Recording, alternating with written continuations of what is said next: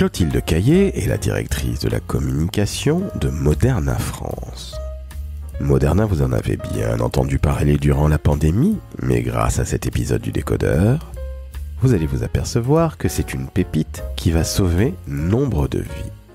Durant ce 3e épisode de la série Badass, vous allez découvrir Clotilde, qui est une jeune femme engagée, et je crois, sans trop m'avancer, que c'est la plus jeune DIRCOM que je reçois dans le décodeur.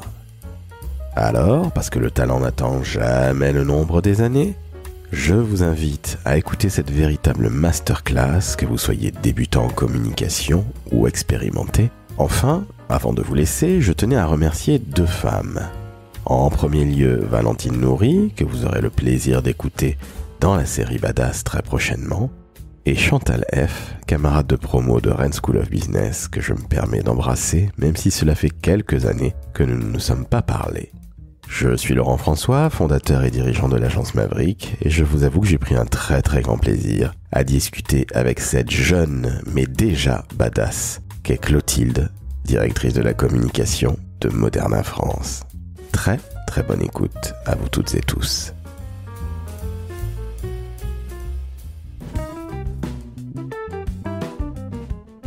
Le décodeur de la communication, un podcast de l'agence Maverick. Salut Clotilde.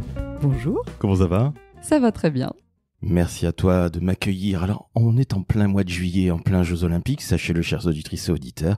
Et je vais vous l'avouer, c'est là que Clotilde est vraiment une femme formidable. Elle nous a trouvé une salle chez Morning que l'on va saluer. Mais tu ne travailles pas chez Morning, Clotilde. Tu es la directrice de la communication de Moderna. C'est bien ça ? Oui, la directrice de communication et digital media, pour être plus exact, de Moderna France. Et oui, absolument, bravo. Et oui, Moderna France. Alors, Moderna, vous en avez entendu parler. À cause de quoi ? Du Covid, rappelez-vous, c'était il y a 3-4 ans. Est-ce que tu peux, s'il te plaît, présenter l'entreprise ? On connaît évidemment la marque, mais on ne sait pas réellement qui se cache derrière Moderna France. Bref, j'ai déjà beaucoup parlé. Je te laisse te présenter avec grand plaisir, Clotilde, s'il te plaît.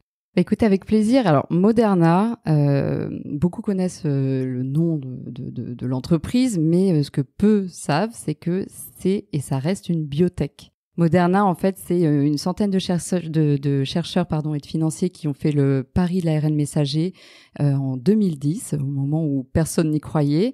Et c'est une entreprise qui a été révélée au monde entier pendant, en effet, la pandémie, parce qu'on a apporté une des solutions, un des vaccins, pour lutter contre la Covid-19.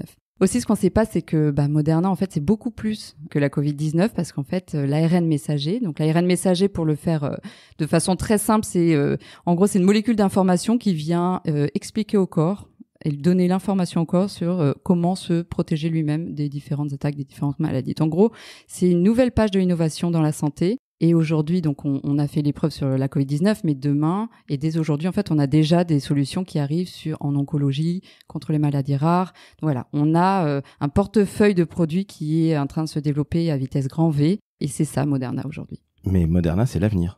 Alors Moderna, c'est un des avenirs. La recherche, elle est multiple et encore heureux. Malheureusement, il y a tellement de maladies qui n'ont pas de solution aujourd'hui. On n'est pas les seuls à être. Mais c'est sûr que c'est. Moi, je suis convaincue, en tout cas, que c'est une page de l'histoire de l'innovation en santé qui est en train de s'écrire.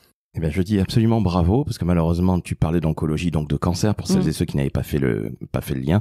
Je suis concerné à titre très personnel, très intime, donc j'espère qu'on mettra, non pas Alzheimer KO, mais au moins aussi le cancer rapidement, en tout cas la plupart des cancers, évidemment, et je pense évidemment à la femme que j'aime. Et puis, il y a plein de gens de ma famille qui sont disparus à cause de ça, donc encore une fois, désolé pour cette page très personnelle, mais que nos auditrices et auditeurs comprennent bien que Moderna, c'est pas uniquement Covid, comme tu l'as très justement dit, Clotilde, c'est tout simplement foutre un coup sur la tête des maladies en envoyant une information grâce à l'ARN messager. Je vous rassure, c'est la seule fois où nous serons très scientifiques dans l'épisode, parce que on va parler de toi, et ce que je trouve incroyable dans ton parcours. Alors primo, tu es très jeune, je ne vais pas te demander ton âge parce que ça se demande pas aux dames, mais tu as très nettement moins de 40 ans, allez, une très petite trentaine d'années. Ça fait quand même depuis 2022 que tu es directrice de la communication. Alors pas chez Moderna, parce que ça fait 1 an aujourd'hui. Oui. Mais ce que je trouve incroyable, c'est que tu as un parcours de femme engagée. Et Dieu sait si l'engagement pour moi, et qui plus est pour les droits humains, est fondamental, mais tu vas nous en parler évidemment. Tu veux dire comme donc depuis 2 ans, tu as travaillé chez un Big Pharma, Novartis. Tu as travaillé auparavant chez Danone, pas nécessairement Big Pharma, mais ils avaient inventé, paraît-il, dans les années 90, les alicaments. Je ne sais pas si le lien est là, mais bon, voilà. Bon, Danone, on n'a pas besoin de vous présenter cette magnifique TPE qui, à mon avis, ira très très loin et qui a un petit peu plus de 100 ans aujourd'hui. Mais ton parcours, il est fou. D'où ça devient? Tu fais Sciences Po à Rennes. Bravo, j'ai fait l'ESC Rennes, Rennes School of Business. On salue au passage Chantal Freibert-Hauser, qui est la vice-présidente senior IMIA de Moderna, ainsi que pour l'Australie et le Canada. Bref, ton parcours est fou. Explique-nous qui tu es, et puis après on rentrera évidemment dans le détail de ce que tu fais chez Moderna, parce que aujourd'hui Moderna, c'est une 20aine de personnes, donc il faut bien le comprendre, en France j'entends. Mais explique-nous ce parcours, parce qu'il est incroyable, je crois que j'ai jamais vu quelqu'un comme toi dans le décodeur, et j'en suis absolument ravi. Bah, écoute, merci. Alors, le parcours, c'est vrai, quand on regarde mon CV, souvent quand je suis en entretien d'embauche, la première chose qu'on me dit, c'est est-ce que vous pouvez m'expliquer comment vous êtes passé des droits de l'homme à l'agroalimentaire, maintenant vous êtes en pharma, enfin, et j'ai dû post-rationaliser, à vrai dire, mon parcours, parce que je suis quelqu'un qui est très intuitif. Je me suis laissée porter au gré de mes valeurs, de mes convictions et des rencontres. À l'origine, quand j'ai fait Sciences Po, je pensais pas forcément être dire com ou faire de la communication. J'étais partie au début vers le journalisme. Je suis partie en Argentine parce que j'ai toujours été quelqu'un qui a été drivé par les causes, les sujets. J'ai toujours voulu, d'une manière ou d'une autre, apporter quelque chose via mon métier, via mes actions. Donc, c'est-à-dire dans ma sphère personnelle, j'essaie d'être proche des gens, d'être présente pour les gens, d'être fidèle. Et dans ma sphère professionnelle, j'ai toujours voulu m'atteler à des causes, à des missions, travailler pour des personnes qui m'inspiraient. Et en fait, c'est comme ça que mon parcours s'est fait. Donc après ça, comment est-ce que les sauts se sont opérés? Je peux le faire en court, je peux le faire en très très long. Mais concrètement, je suis allée en Argentine. C'était donc dans le cadre de Sciences Po, on a tous une année à l'étranger. D'ailleurs, je conseille à toute personne qui est en études de faire cette année à l'étranger, parce qu'il y a les études, c'est bien, on se forme sur des métiers, mais après ça, il y a aussi l'école de la vie et une année à l'étranger. C'est une page blanche. Et justement, je te coupe un instant.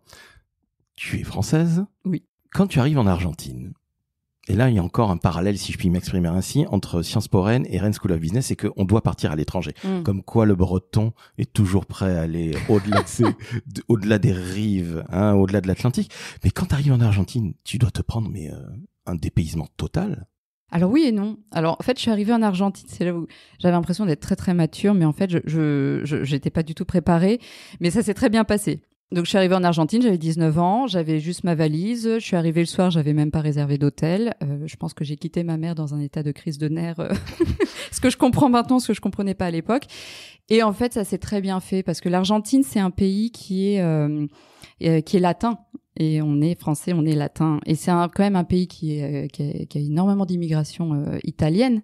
Et donc, c'est un pays qui, pour moi, est un peu il y a une espèce de joyeux chaos en Argentine, donc qui peut aussi devenir un chaos beaucoup moins joyeux comme l'histoire en témoigne, mais il y a une joie de vivre, il y a une bienveillance, et en fait les Argentins entre guillemets m'ont accueilli. Les gens sont extrêmement bienveillants, et je pense que quand ils ont vu la petite Française débarquer à 19 ans avec sa valise, je suis tombée que sur des personnes qui m'ont vraiment accompagnée, entre guillemets protégée, prise sous leurs ailes, et ça a été une année fantastique. Qu'est-ce que tu faisais là-bas en Argentine ? Alors je parlais déjà anglais, parce que j'étais partie au Canada quand j'avais 13 ans, et en fait je voulais vraiment apprendre l'espagnol. Et puis aussi, pourquoi l'Argentine ? Parce que c'est un pays qui sortait de dictature, et j'étais très intéressée par, voilà, comme je disais, je suis quelqu'un qui aime les causes, et je voulais voir ce que c'était de vivre dans un pays post-dictature. Et j'avais choisi pas Buenos Aires, mais La Plata, parce que La Plata, c'était en gros le cœur, c'était un peu le cœur de l'expression du journalisme. C'était la fac de journalisme, la fac des droits humains, et c'était là où en gros la révolution avait été extrêmement forte. Et je voulais aussi pas être dans le milieu international, je voulais vivre avec les Argentins, les vrais. Je voulais pas juste de l'année à l'étranger où en fait on connaît pas entre guillemets les locaux ni les cultures. Et c'est pour ça que j'ai intégré une pension de chicas où j'étais avec que des Argentines qui venaient de toute l'Argentine. Et c'était passionnant parce que par exemple dans cette pension il y en avait une dont les parents avaient soutenu les militaires, il y en avait une autre dont les parents avaient été dans la résistance. Il y avait voilà, donc c'était c'était être au cœur de l'histoire argentine, et j'ai aussi pris des cours spécialisés sur justement toute cette thématique des disparus, en parallèle des cours que je prenais plus orientés autour du droit et de l'histoire de l'Argentine. Eh bien, tu viens de donner un premier conseil à nos jeunes, puisque tu sais que le décodeur initialement s'adresse aux jeunes. Partez à l'étranger, découvrez une autre culture, et comme tu l'as dit très justement, ça ne sert à rien de rester entre Français ou entre expats, allez proches de nous, par exemple des Anglais ou des Américains. Non, restez, discutez, vivez avec les locaux, bon sang. Sinon, ça sert à rien. Exactement. Et puis voyager, parfois aussi seul. Moi, quand j'ai fait un peu mes armes avec des voyages, avec des amis à droite à gauche, au bout d'un moment, je suis partie toute seule. Et en fait, quand on est seul, on est toujours avec. C'est là qu'on fait les meilleures rencontres aussi. Donc c'est un conseil. Mais de manière générale, je veux dire l'expérience. Donc la formation, c'est très bien. Et on est quand même dans un pays en France où, en effet, si on n'a pas le mot-clé ou qui nous permet de cocher la case en termes de formation, c'est compliqué d'intégrer des métiers si on n'a pas la formation adaptée. On n'est pas forcément très ouvert là-dessus en termes de recrutement. Mais l'expérience, c'est aussi faire un maximum de stages. Et c'est vrai que moi, avant de savoir, on dit mon parcours, bon, je suis passée par plein de choses, mais c'est une succession d'expériences qui m'a permis de savoir déjà ce que je voulais pas faire, et ce qui est important aussi de savoir ce qu'on veut pas faire, et ce que j'aime faire. Et aujourd'hui, c'est ça qui m'a amené au métier de la communication.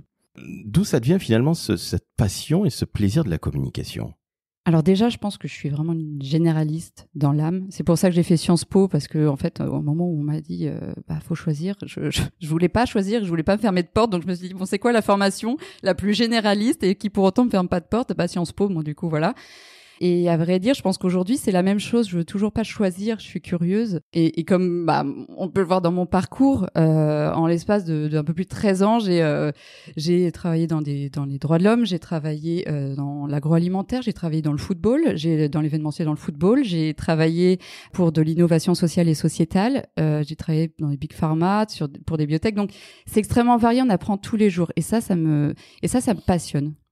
Alors, je te comprends parfaitement parce que la vie n'est pas linéaire. Et c'est, d'ailleurs, tu le disais très justement, un gros problème en France, c'est que on veut que vous ayez toujours fait à peu près la même chose parce qu'on ne veut pas prendre de risques. Je trouve ça d'une stupidité effarante. Je suis désolé, c'est un peu brutal, mais par exemple, les Américains, les Anglo-Saxons ne sont pas du tout là-dedans. Ils attendent de voir ce que tu es capable d'apporter. Ils te font confiance au début, puis après, t'as intérêt à délivrer, comme ils disent. Mais je trouve ça sensationnel.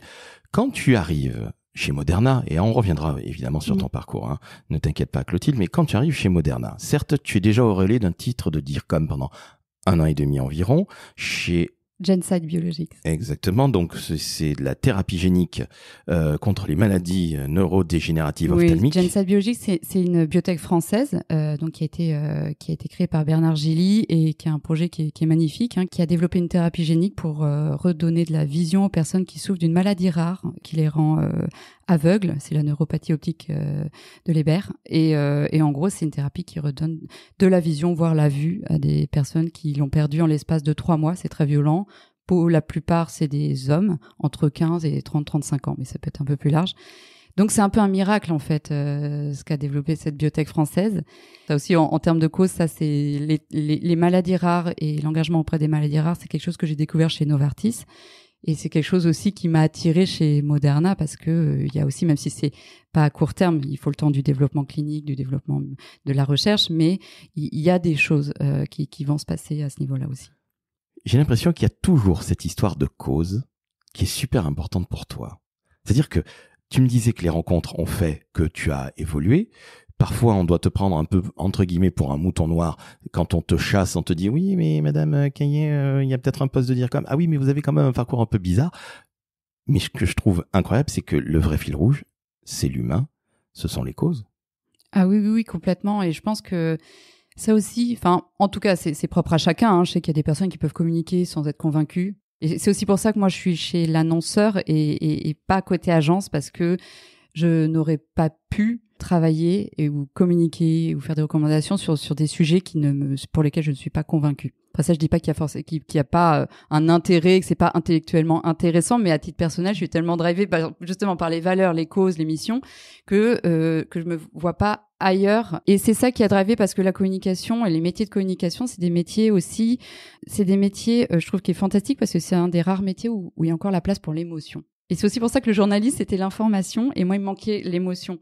Et c'est vrai que l'émotion, moi, j'adore, parce que la communication, c'est à la fois, par exemple, quand on accompagne les porte-paroles, le leadership. C'est quand on a, par exemple, un exercice que j'adore, c'est le media training, parce que c'est un moment très intime. C'est un moment où les personnes se mettent à nu, où ils montrent leurs faiblesses, où ils te disent qui ils sont, ce qu'ils veulent dire, ce qu'ils veulent porter comme message, et où le rôle du communicant, c'est d'accompagner ça. Et c'est des moments très précieux que j'aime énormément. Et aussi, quand on communique autour d'une cause, et c'est pour ça que moi j'ai besoin d'avoir une belle matière, une matière à laquelle je crois à la base, pour l'exploiter, pour la valoriser, pour la communiquer, et quand on croit à ça derrière, on arrive à trouver l'énergie de la porter. Et d'autant plus quand parfois c'est des combats qui sont compliqués. Et dans la pharma, on sait que l'industrie pharmaceutique, moi, le nombre de fois où on m'a dit « Mais Clotilde, t'es passée des droits de l'homme à l'industrie pharmaceutique, t'as vendu ton âme. » Et je dis « Mais absolument pas. » Et c'est ça aussi ma mission. C'est que il y a, je trouve, un manque de considération des métiers et du rôle que joue l'industrie pharmaceutique aujourd'hui. Il y a quand même un triangle, solutions thérapeutiques, professionnels de santé et patients. Et il y a un moment, s'il manque un acteur dans cette boucle, il se passe rien, en fait. C'est bien que tu rappelles que tu n'as pas vendu ton âme. Et ça, il faut que nos plus jeunes le comprennent, c'est que les causes, on les trouve partout où on le veut, et qu'on le veuille ou non. Les big pharma ou les biotech comme Moderna vont permettre de foutre une énorme claque à des cancers et à d'autres maladies. Donc, quelque part, on ne vend pas son âme. Et il faut arrêter avec le côté soi-disant associatif, c'est bien, et puis les autres, vous êtes du côté obscur de la force. Merci de le dire, Clotilde, parce que ça va inspirer beaucoup de gens, parce que tu n'as jamais vendu ton âme, et je tiens à te féliciter. Et cette émotion, on la voit, parce que on sent que tu es une femme, entre guillemets, au bon sens du terme, émotive, et je trouve ça fantastique. Parce qu'on a de plus en plus de gens qui font de la com, un peu comme des politiciens de manière un peu froide. Non, notre métier, c'est le plus beau du monde. Donc, oui, on peut verser sa petite larme. Et moi, j'ai versé ma petite larme. Je parle encore de la cérémonie des JO, quand Céline Dion est venue chanter, alors que je n'apprécie absolument pas cette dame. Moi aussi, je suis ma petite larme pour Céline Dion. Voilà, donc Céline, c'est une Osantin. Non, trêve de plaisanterie. Vous venez d'entendre, à l'instant même, je crois, un des plus beaux témoignages du décodeur. On ne vend pas son âme parce qu'on passe d'une industrie à l'autre, et des industries, entre guillemets, industries qui sont très différentes. Donc ça, gardez-le bien en tête, chers auditrices et auditeurs. Et c'est pas pour rien que Clotilde est une véritable badass, parce que je le rappelle, nous sommes dans la série Badass. Chez Moderna, qu'est-ce que tu fais très concrètement? Parce que c'est une entreprise en France d'une vingtaine de salariés. Tu es toute seule à la com, si je dis pas de bêtises. Exactement. Donc, courage. Il y a du travail. Qu'est-ce que tu fais? Aucune de tes journées ne se ressemble, mais c'est quoi ton quotidien, entre guillemets? Alors, c'est ça que j'adore, en fait. C'est le propre des métiers de la communication, mais c'est aussi le propre encore plus des métiers de la communication dans les biotech. Et je pense que vraiment, aucune journée ne se ressemble. Et c'est surtout et ça, je pense aussi, un conseil pour les personnes qui envisageraient de travailler dans la communication, c'est qu'il faut pas être contrôle fric. Il faut pas vouloir tout maîtriser, parce que le propre de la communication, c'est que, on n'est jamais prêt à ce qui va arriver dans la journée. On pense qu'on va faire telle tâche, et puis au final, il y a une demande d'un journaliste, il y a une crise, il y a un beau sujet qui tombe, il y a le directeur général qui demande quelque chose. Donc en fait, on n'est jamais prêt. On maîtrise pas ces journées. Et moi, ça j'aime bien, parce que j'ai besoin d'adrénaline. Je suis quelqu'un j'aime pas quand ça ronronne. J'aime bien être challengé.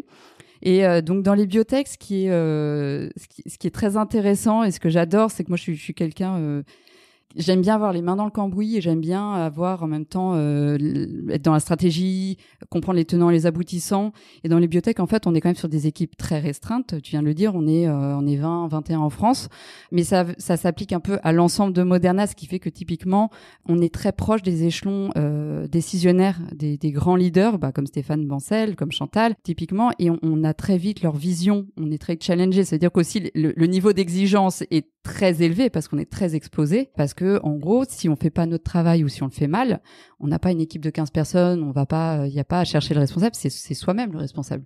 Et c'est pareil, ça veut dire qu'il faut être à la fois très opérationnel et à la fois très high level, très dans la stratégie. Il faut savoir être dans le day-to-day, il faut savoir prendre le pas de recul et voir est-ce que je suis en train de faire tout ce qu'il faut faire, est-ce que je suis en train d'anticiper le moyen terme, le long terme. En fait, il faut être tout le temps en remise en question et en même temps délivrer, être dans l'action. Donc c'est ça qui est une espèce de gymnastique intellectuelle que moi j'adore. Et je le fais pas toute seule, parce que je suis quand même accompagnée d'une agence où du coup c'est un modèle qui est différent. C'est-à-dire que je suis toute seule en tant que salariée collaboratrice à la communication. Mais d'une part, j'ai une agence, et ça, moi, c'est un modèle que j'avais déjà testé et qu'on avait mis en place chez Novartis, c'était de se faire accompagner d'experts métiers. J'avais une de mes premières DIRCOM qui m'avait dit, tu sais Clotilde, shit in, shit out. Ça veut dire que si tu ne briefes pas bien, si tu n'informes pas bien, si tu ne donnes pas bien les outils aux personnes avec lesquelles tu travailles pour faire un travail de qualité, que tu ne leur laisses pas le temps de faire ce travail de qualité, on te fera des recommandations qui seront de mauvaise qualité, mais ce sera ta faute. Il faut avoir la même exigence parce que très souvent, la communication, on dit, bah tiens, allez, fais-moi un communiqué, fais-moi... Mais le projet, il a commencé quand ? Comment ça se fait que j'étais pas impliquée beaucoup plus tôt dans le processus?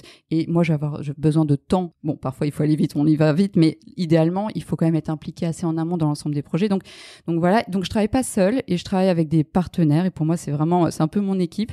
Souvent, je rigole en disant que mon équipe, c'est l'agence.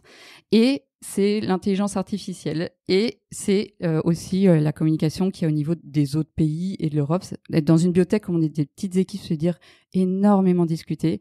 Ça veut dire, chez Novartis, on disait « still with pride ». Ça, c'est vraiment quelque chose, pour le coup, c'était Novartis, mais ça s'applique très bien. Ça veut dire, il faut pas hésiter à utiliser ce que les autres ont fait parce que comme on est des ressources tellement restreintes, on n'a pas d'ego à dire « c'est mon projet » ou quoi. S'il y a quelque chose qui est bien fait ailleurs, on le prend, on l'adapte à son marché, on l'adapte à sa culture et on y va. Et l'idée, c'est de délivrer vite et c'est d'avoir de l'impact. Parce que ça aussi, c'est la biotech, c'est que on peut pas se permettre de se faire de la communication pour se faire plaisir. On n'a pas des budgets illimités, on n'a pas des équipes illimitées. Donc, ce qu'on fait, il faut que ce soit pas pour servir son ego, se faire plaisir, il faut que ça ait un impact. Il y a des KPIs derrière et il faut que ça délivre. Donc, c'est assez exigeant, mais c'est assez excitant aussi. Clotilde, sache-le, ce que tu viens de dire, c'est vraiment une très très douce musique à mes oreilles. Bien briefer une agence. C'est fondamental. On ne peut pas se reposer que sur la créativité ou la stratégie ou l'intelligence de l'agence. On ne connaîtra jamais mieux l'entreprise et tes problématiques que toi.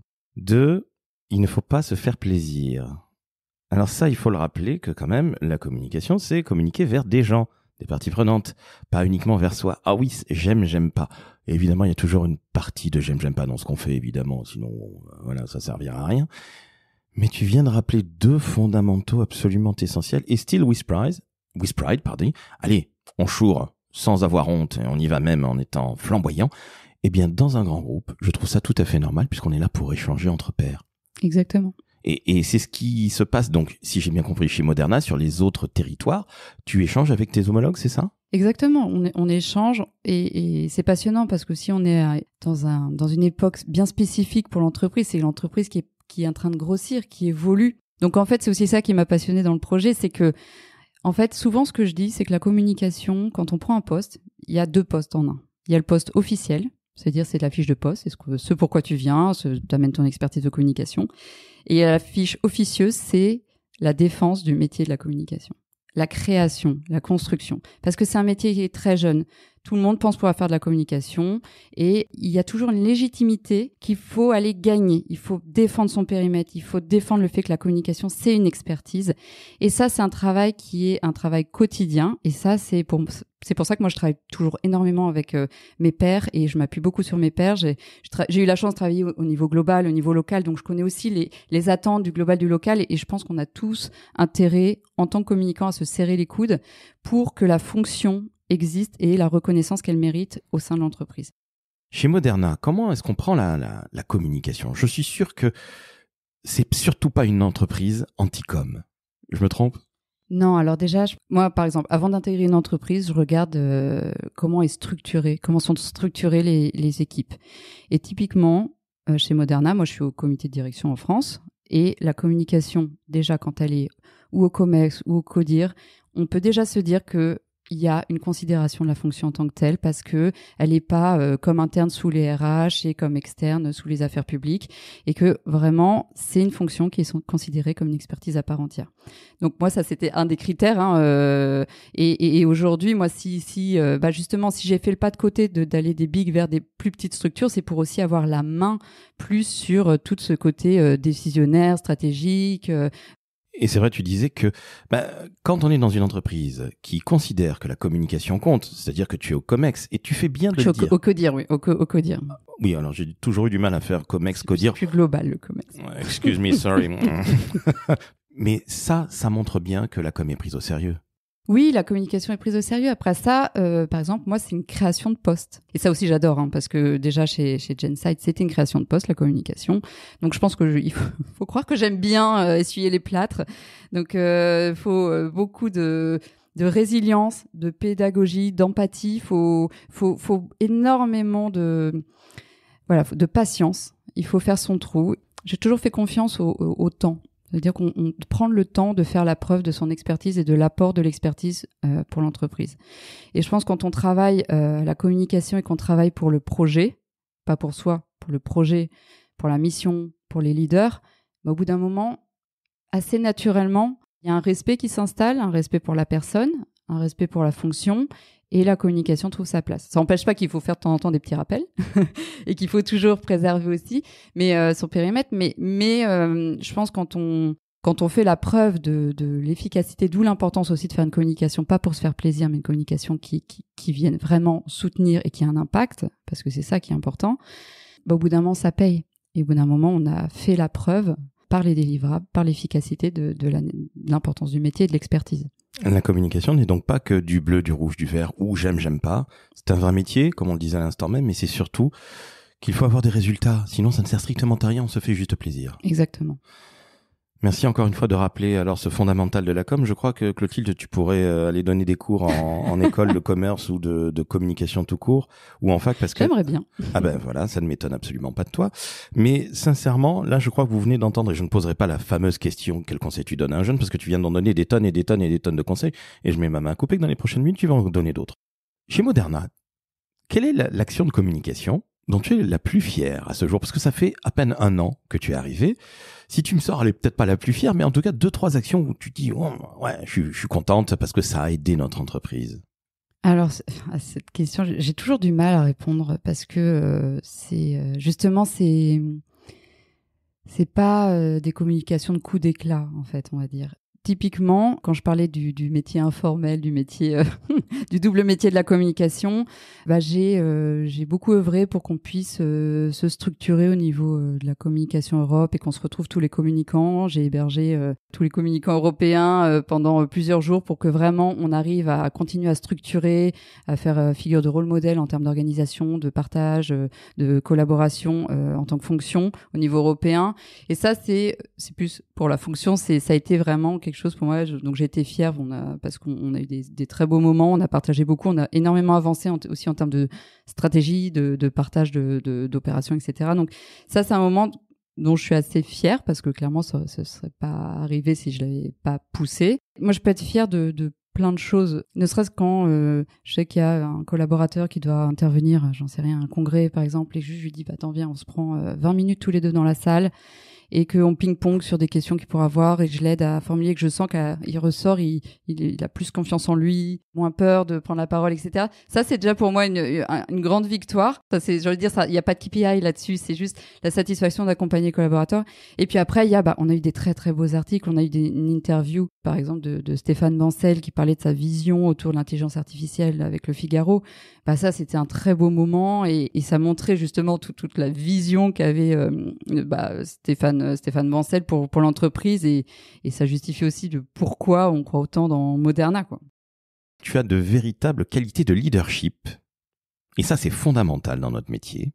Et là, ça va te paraître peut-être un peu anecdotique, mais je trouve que tu as un côté finalement, j'ai du mal à trouver un autre mot, et il est très laudatif, sache-le par avance, tu as un côté maman. C'est-à-dire que tu as un côté, je prends les gens par la main et je les élève, comme on dit dans certains grands groupes, je les développe au travers de la communication. Et tu viens de donner l'exemple avec un de tes collègues qui passe dans un séminaire et qui va faire une allocution et tu prends 20 minutes avec lui et c'est la victoire de la journée.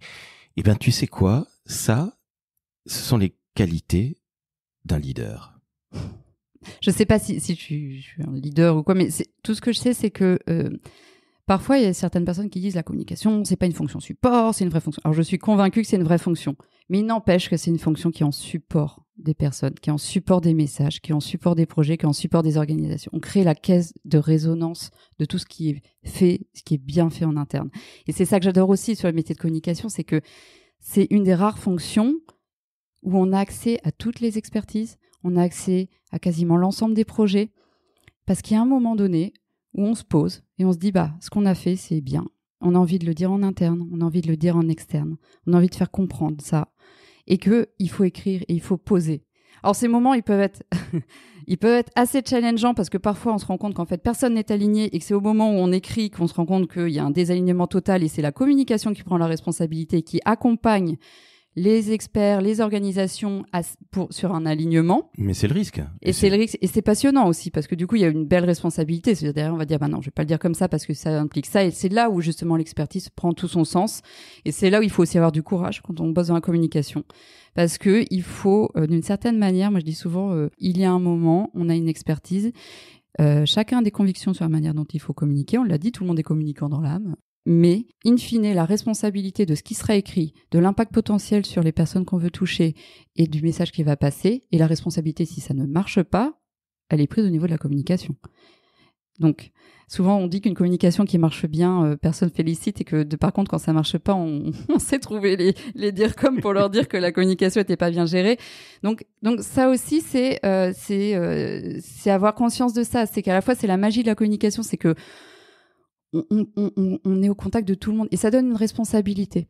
Ça donne aussi une responsabilité, ça veut dire que moi je considère que dans mon rôle, et c'est peut-être le côté maman, j'en sais rien, mais c'est plutôt que je suis la communication en support de la fluidité de l'organisation. C'est-à-dire que cette chance d'être au contact de tous les projets, enfin d'une grande partie des projets, d'une grande partie des experts et des expertises, ça fait que parfois on voit des connexions que d'autres ne peuvent pas voir parce que justement chacun est sur son projet, etc. Et c'est aussi créer ce liant et qui va permettre à l'organisation de gagner en maturité, de gagner en fluidité, de casser des silos et de créer des connexions qui pourraient ne pas y avoir par ailleurs. Et cette responsabilité, je la vois aussi par exemple entre, en tant que DIRCOM, on est forcément au contact des leaders, mais en même temps, on est énormément en contact avec les équipes projets. Donc c'est aussi aller peut-être montrer quand il y a un peu des red flags, on appelle ça des choses, des tensions, c'est trouver, avoir le courage de remonter des choses, des bruits qu'il peut y avoir aux équipes des leaders en disant attention, là il y a tel truc qui stresse l'équipe, va falloir communiquer, va falloir y aller, va falloir faire preuve de transparence, ou au contraire faut pas aller là-dessus, ou attention le rôle des managers. Et du coup c'est cette responsabilité en fait, comme on a un peu on a les oreilles ouvertes sur tout, on entend tout, et d'avoir cette sensibilité, cette empathie, et de prendre des actions derrière. Clotilde, je vais malheureusement ou heureusement, je ne sais pas, te mettre un coup de timbre sur le visage en disant que tu es une vraie leaduse, un vrai leader. Et sincèrement, je crois que cet épisode fera date parce que tu résumes magnifiquement bien ce que beaucoup de gens, des professionnels comme Frédéric Fougerat ou la fabuleuse Valentine Nory qui nous a permis de nous rencontrer. On la salue, Valentine. Merci, Valentine. Merci, Valentine. Je prendrai un petit Schweppes, s'il te plaît. Mais trêve de plaisanterie, c'est grâce à Valentine qu'on s'est rencontrés et je te remercie encore une fois, Valentine, une autre badass comme toi, parce que Clotilde, tu viens et tu es en train de donner une masterclass pour nos jeunes et moins jeunes. Le métier de communicant à haut niveau comme le tien, comme tu le pratiques depuis plus de 2 ans, que tu es directrice de la communication, c'est un métier de leader. C'est un métier stratège, c'est un métier de main dans le cambouis et tu apprécies ça. D'ailleurs, je me demande comment tu fais pour ne pas devenir bipolaire ou folle parce que la stratégie et les mains dans le cambouis... Mais qu'est-ce qui te dit que je ne le suis pas? Je le savais. Mon Dieu, Moderna, faites quelque chose. Mon Dieu, faites quelque chose pour la bipolarité professionnelle de Clotilde. Un peu d'ARN messager, tout ça va de vue. Mais... On va solutionner. On va solutionner. Tu as de la chance, tu es dans la bonne boîte. C'est ça. Mais tu viens de montrer que un DIRCOM, c'est un leader, bon sang. C'est pas quelqu'un qui fait des petites affiches ou des petits podcasts ou des petits rapports annuels ou des petits films, des petites vidéos rapidement. Non, c'est un leader et on est au service des autres. Oui, complètement. Faut jamais l'oublier. C'est un métier de l'ombre et c'est ça qui est beau parce que vraiment on est en support dans l'ombre de l'organisation, des leaders, de la mission de l'entreprise et j'ai énormément de satisfaction à voir des personnes qui ressortent d'une interview en étant fiers, qui avoir des retours, des articles qui ont compris, où les journalistes ont compris la vision et l'engagement, où à la fois il y a du personnel et du corporate, et moi j'en tire une énorme satisfaction, mais ça veut dire aussi que vraiment, je pense que les personnes qui voudraient s'orienter sur les métiers de communication, il faut pas avoir trop d'ego. C'est-à-dire faut avoir du respect de soi, enfin faut être très au clair et il faut être très solide, droit dans ses bottes, il faut être solide sur son expertise, il faut savoir défendre clairement ses idées et voilà. Mais pour autant, si la personne souhaite briller, etc., c'est pas la fonction qu'il faut prendre parce que c'est pas la fonction où on sera le plus exposé. quand les personnes me disent merci parce que quand je sais pas, il y a une intervention, on dit merci parce que je sais que t'étais un peu derrière tout ça, t'as poussé ça, t'as poussé le fait qu'on nous communique, qu'on nous informe, t'as poussé le fait que ce soit plus transparent, donc on se sent plus considéré. Enfin ça c'est des choses, là je parle plus de communication interne par exemple, mais ça c'est des choses moi qui clairement fait que check ma journée, je suis heureuse. Alors Clotilde, permets-moi de te poser une question récurrente du décodeur, justement Jean-Quille. Qu'est-ce que tu kiffes le plus dans ton métier ? Tellement de choses. On repart depuis le début. Non, mais ce que j'adore, c'est que c'est un métier d'humain. C'est un métier où on se sent utile. C'est un métier où on sent qu'on a un impact, que ce soit, comme je disais, sur les gens, sur les causes, sur les organisations. C'est un métier qui est infini en termes d'apprentissage. On apprend tous les jours. Moi, par exemple, la dernière fois, on a une très grande experte qui est venue nous parler de la vision qu'elle avait pour l'ARN et de ce qu'elle savait qu'on pourrait potentiellement développer, des choses qui sont pas encore connues, pas encore officielles, mais on se disait mais c'est fou, et de voir la passion de ces gens, je trouve ça, d'accompagner des experts, c'est passionnant en fait. Et quand je parle d'experts, je parle du grand expert mondial, etc. Mais je parle aussi, par exemple, j'adore moi les entreprises qui ont des sites de production, parce que quand on parle à des personnes qui sont dans les usines, mais je n'ai jamais vu des personnes qui portaient plus l'entreprise, le produit, que les personnes dans les usines. Par exemple, j'adore travailler. Mais attends, je suis 100% d'accord avec toi. Quel métier, autre que la com, permet de rencontrer le grand expert de l'ARN messager et le gars qui est sur la ligne de production chez Danone ?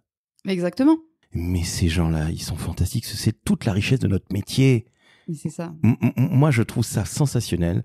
Et en général, quand je travaille avec un client qui est dans un métier un peu technique, évidemment, la première chose que je demande, c'est rencontrer le reste des gens et partir avec soit un technicien ou un commercial ou quelqu'un qui est sur le terrain pour comprendre. C'est ça. Et notre métier, il est génial parce qu'on peut comprendre des trucs auxquels on n'aurait jamais rien compris parce que tu n'étais pas nécessairement destiné à finir dans l'ARN messager. Enfin, tu n'es pas fini. Oui, et puis il y a aussi un niveau, il faut aussi accepter, quand je disais que je suis une généraliste dans l'âme, c'est-à-dire que typiquement l'ARN messager, je peux en raconter quelques petites choses, mais il y a un niveau où mon expertise s'arrête, où j'ai pas les bases en termes de formation, où je sais, c'est-à-dire qu'il faut aussi accepter de pas tout maîtriser, et c'est là où il faut être énormément dans l'écoute et énormément dans la communication, parce qu'il y a des experts, et c'est là que c'est fantastique, c'est d'essayer d'aller tirer la substantifique moelle de ce que font les personnes. Et notre rôle aussi, souvent ce que je dis, et d'autant plus dans la pharma, parce que là pour le coup on en a des experts et c'est très très très technique, mais souvent je dis écoutez, je suis un peu le test Madame Michu.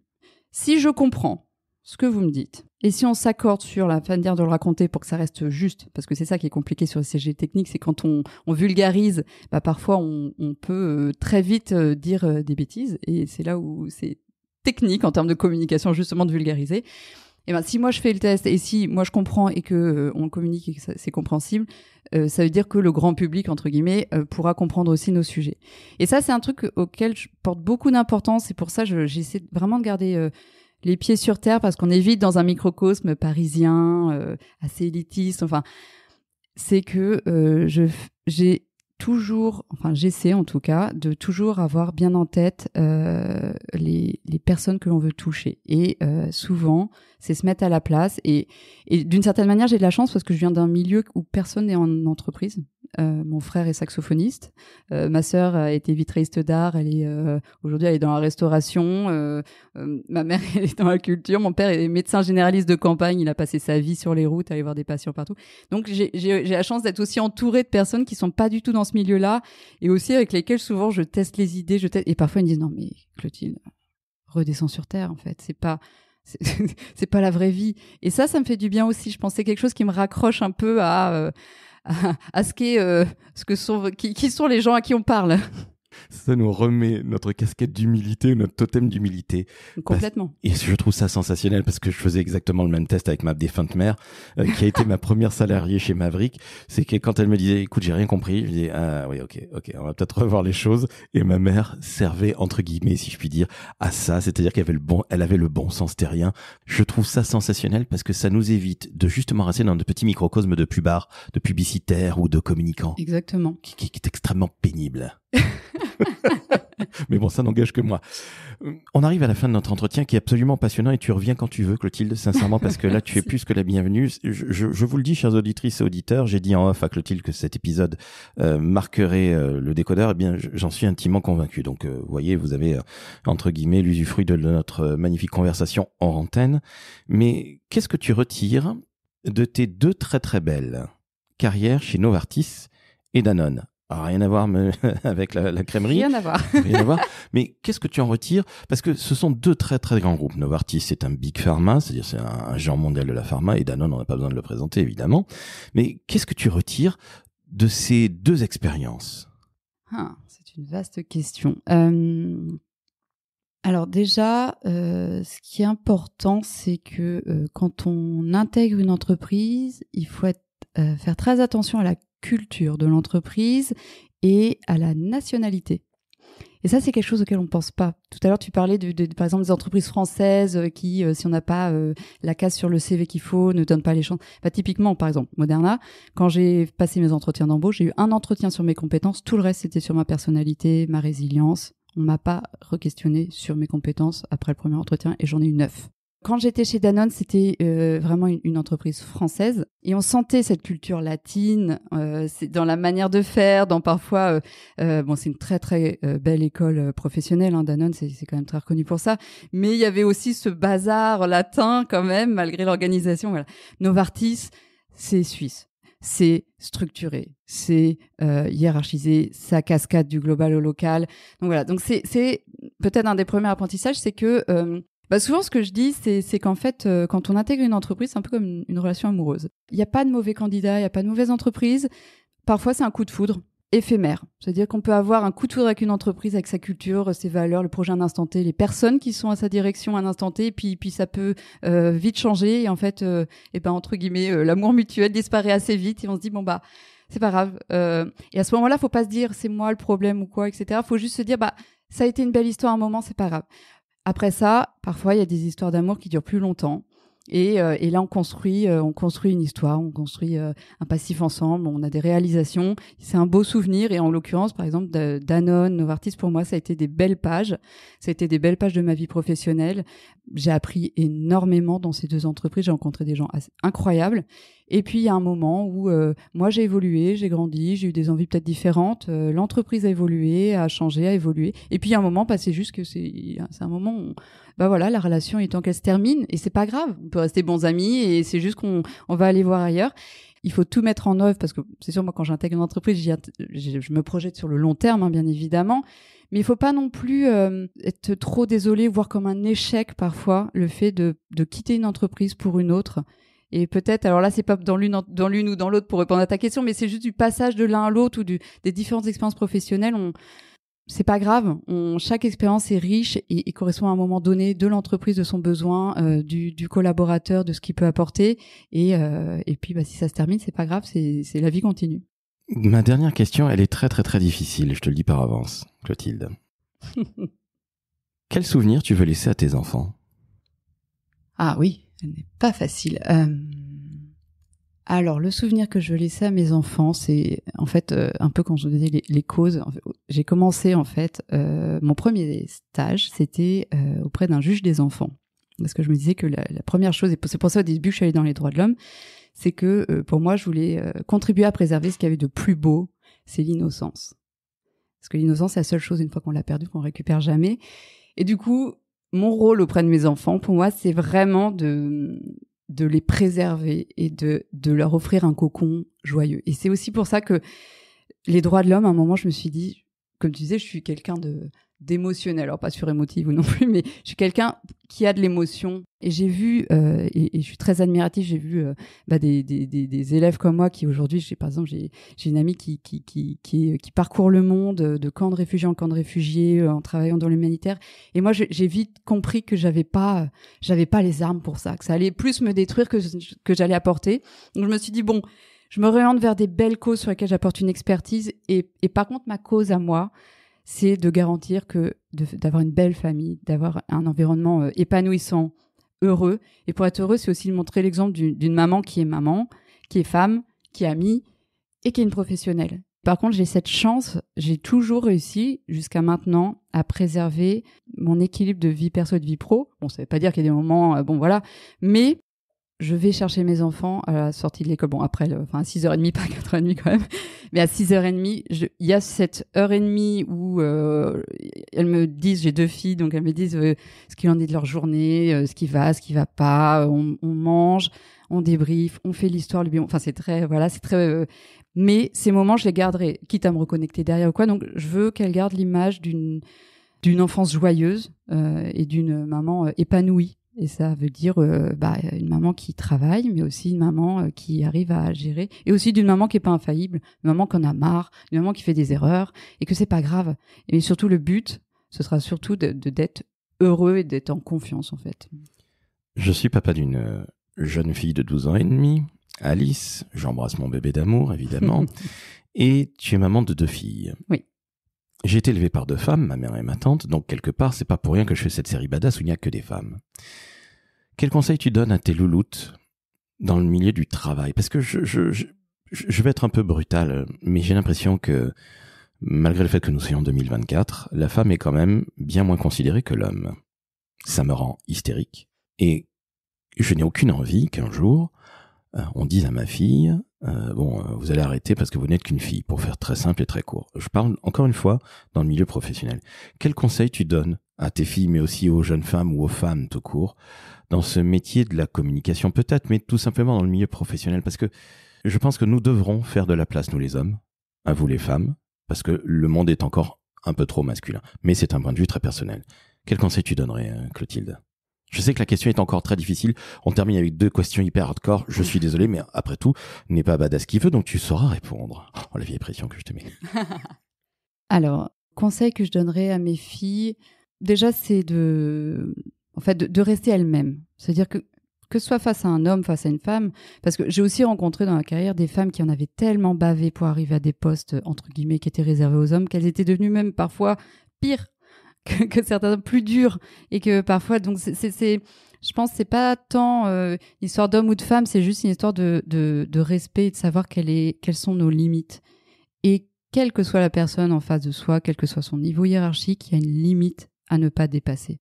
Si elles savent ce qui est bon pour elles, ce qui leur va, ce qui leur va pas, ce qu'elles sont prêtes à accepter, et qu'elles s'y tiennent, il n'y a pas de raison que ça marche pas pour elles. J'ose espérer qu'au moment où elles seront sur le marché du travail, les mœurs auront évolué. Je suis assez confiante, même s'il y a encore énormément de travail. En tout cas, j'essaie de leur donner les bases pour je leur donne les armes. Après ça, ce sera à elles de savoir se défendre. Et puis l'autre point, c'est la sororité. Moi, clairement, j'ai eu des mentors dans ma vie. Ça a été des femmes pour la plupart. Allez, on va les saluer. Oui, alors Marie-Lise Marcantonio, Cécile Caribalo, voilà, Nadège Fouché. J'ai eu des personnes qui m'ont vraiment, qui d'ailleurs que j'ai retrouvées et que, comme on a eu plaisir à travailler ensemble, que j'ai retrouvées. Et un autre conseil aussi, c'est que c'est aussi parfois ces personnes qui sont venues me chercher pour des postes pour lesquels je disais mais t'es sûre? Et elle me disait mais bien sûr. Et en fait ça maintenant je l'ai un peu plus, c'est que souvent je me dis est-ce qu'un homme dirait est-ce que j'ai toutes les compétences? Souvent non. Donc, alors je dis pas que tous les hommes, je suis un peu, je grossis le trait, mais donc en fait je me dis pourquoi j'y arrivais pas. Et au pire si j'y arrive pas, j'y arrive pas et c'est un échec et j'aurais appris dans tous les cas de cet échec. Donc qu'est-ce qu'on a à perdre en fait? Souvent c'est ce qu'on se dit, mais qu'est-ce qu'on a à perdre à part l'image qu'on a de soi, l'image que les autres ont de soi, mais s'il y a de l'intelligence, il n'y a jamais d'échec en fait. Et là pour le coup, la culture américaine là-dessus, elle est très forte.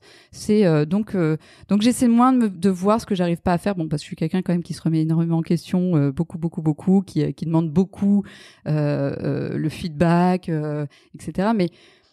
Mais d'un autre côté, il y a un moment, je me suis le cerveau en mode stop et je me dis tu sais travailler, tu sais apprendre, t'es bosseuse, faut mettre l'énergie. C'est plutôt la question, c'est pas est-ce que j'ai les compétences. Bon, j'aurais forcément un plafond de verre comme tout le monde à un moment, hein.